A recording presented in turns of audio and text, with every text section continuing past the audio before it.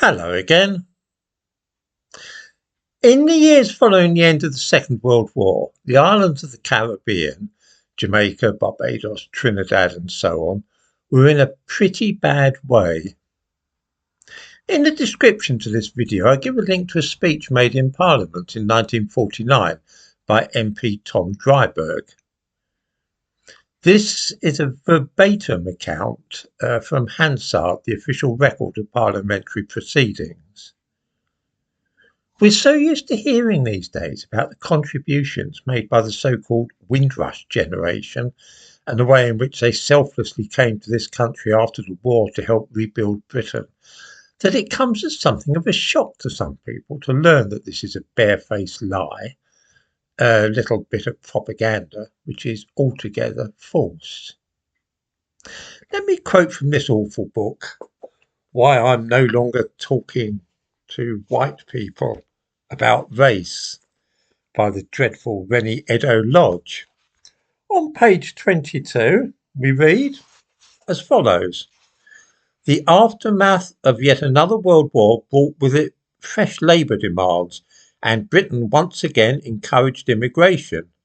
When the SS Empire Windrush sailed from the Caribbean to England, it carried 490 Caribbean men and 2 Caribbean women, all of whom were prepared to muck in with the job of restoring a post-war Britain. Well, you see, that's completely false. This is the received myth to which we are all of us expected to subscribe, especially now as we approach the 75th anniversary of the arrival of the Empire Windrush in June 1948. If we read what Tom Dryburgh said in Parliament in 1949, we will see what the genuine concerns were which were being expressed at that time in Britain. It was not that we in this country had any desire to import immigrants, far from it, but rather that many people felt sorry for the people in the Caribbean, and since they were a part of the empire, it was thought that we had a responsibility to help them out.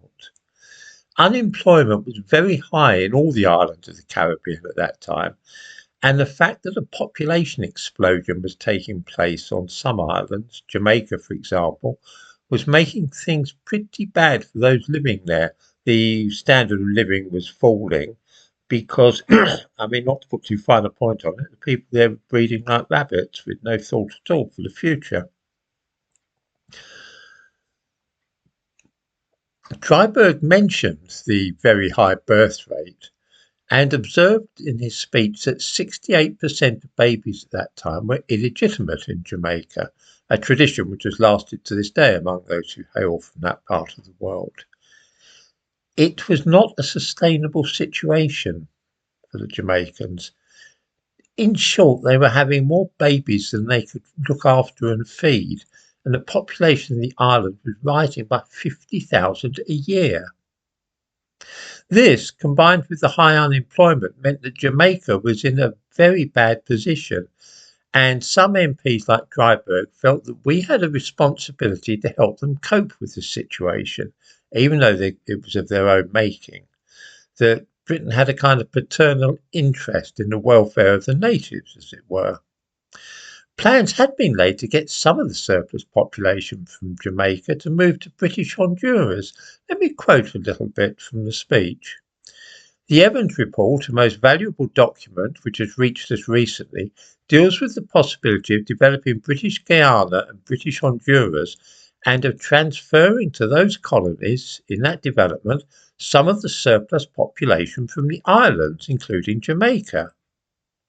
Since the Evans Report only envisages that British Guiana and British Honduras will be able to absorb something like 100,000 immigrants in the next 10 years, presumably from all the islands, but the population of Jamaica alone is going up at an enormous rate. I think the estimate, which is sometimes given, is 50,000 a year. So it is clear that the solution in the Evans Report will make no real contribution in the near future to the problem of unemployment and overpopulation in Jamaica. We were worried about Jamaica. We weren't worried about being able to rebuild the country. That was being done perfectly well. We were worried that Jamaica would end up in an even worse situation if we didn't do something about it. In the event, it proved more practical and humane and of greater benefit to the Jamaicans to let them come to Britain. Had we not done so, there would have been starvation and widespread disorder on the island. Barbados faced a similar problem with high unemployment, and they asked the British to help them solve it. This was why London Transport began recruiting in Barbados. It was done at the invitation of the government there, who were afraid of political violence and riots if they couldn't reduce the number of unemployed people.